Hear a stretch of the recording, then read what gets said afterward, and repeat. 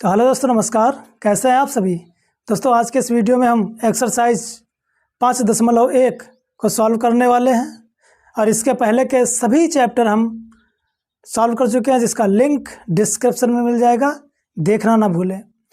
तो दोस्तों, वीडियो को शुरू करने से पहले आप वीडियो को लाइक कर दीजिए। अगर चैनल पर नए हैं तो सब्सक्राइब ज़रूर कीजिएगा, ठीक है।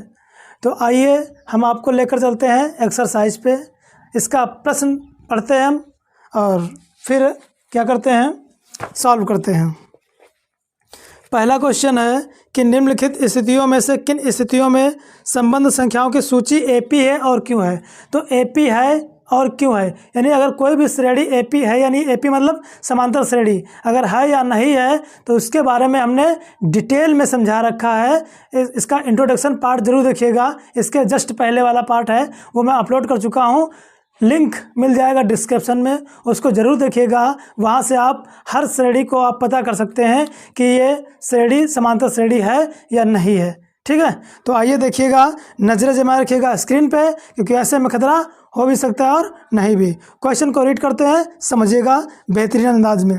पहला क्वेश्चन है कि प्रत्येक किलोमीटर के बाद टैक्सी का किराया जबकि प्रथम किलोमीटर के लिए 15 रुपये है, ठीक है, और प्रत्येक अतिरिक्त किलोमीटर के लिए 8 रुपये चार्ज लगता है। ओके, समझते हैं हम बेहतरीन अंदाज में। तो मान लीजिए ये हमारा एक रूट है, रास्ता है। अब टैक्सी का किराया बोलता रहा, भाई टैक्सी रोड पे जा रही। अब मान लो बच्चे कि टैक्सी से हम जाना चाहते हैं अपनी ससुराल, ठीक है। तो ससुराल जाने के लिए 1 किलोमीटर का किराया हमको देना पड़ता है 15 रुपये।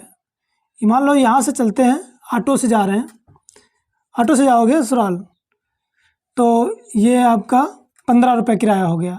अब इसके आगे प्रत्येक किलोमीटर का किराया 8 रुपये चार्ज जुड़ जाता है, ये 8 रुपये चार्ज जुड़ गया। फिर इसके आगे जाएंगे, फिर 8 रुपये जुड़ जाएगा, इसी प्रकार से जुड़ता जाएगा।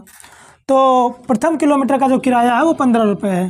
तो लिखना क्या है, कैसे लिखेंगे हम, माना क्वेश्चन को हल कर रहे हैं, प्रथम किलोमीटर का किराया, प्रथम पद को हम ए से डिनोट कर लेते हैं, प्रथम किलोमीटर का, तो प्रथम पद ए बराबर 15, ठीक है।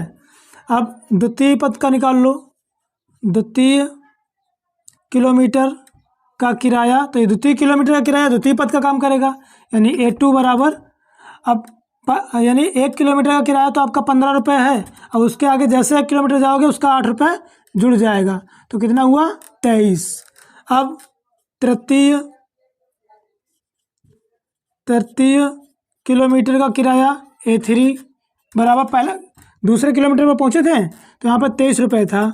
अब इसमें 8 रुपये ऐड कर दो तो कितना बन जाएगा, 29 बन जाएगा। कोई भी श्रेणी को अगर समांतर श्रेणी बताना है कि समांतर श्रेणी है या नहीं है, तो कम से कम 3 पद आपको पता होना चाहिए। नहीं पता है तो निकालिए, नहीं पता तो निकालिए। यहाँ पर 3 पद हम निकाल चुके हैं, प्रथम पद ये हो गया, द्वितीय पद ये, तृतीय पद ये निकाल चुके हैं। अब क्या करेंगे, जो हमारी सूची प्राप्त हुई है इसको लिख लेते हैं कि प्राप्त सूची 15, 23, 29, डॉट डॉट, इसके आगे भी निकाल सकते हैं ना। अब इसको बताना है कि ये समांतर श्रेणी है या नहीं है। तो समांतर श्रेणी है या नहीं है कैसे पता करते हैं, सार्वंतर निकाल कर। अगर सार्वंतर समान है तो फिर समांतर श्रेणी होगी। तो देख लेते हैं कि सार्वंतर को हम डी से प्रेजेंट करते हैं, तो डी बराबर दूसरे पद से प्रथम पद को घटाना पड़ता है, यानी A2 माइनस A1। तो यहाँ पर देख लेते हैं हम कि 23 माइनस 15 घटाओगे 8 बचेगा, ठीक है। अब इसी प्रकार अगला देख लेते हैं, ये हमने पहला निकाल लिया, अगला देख लेते हैं।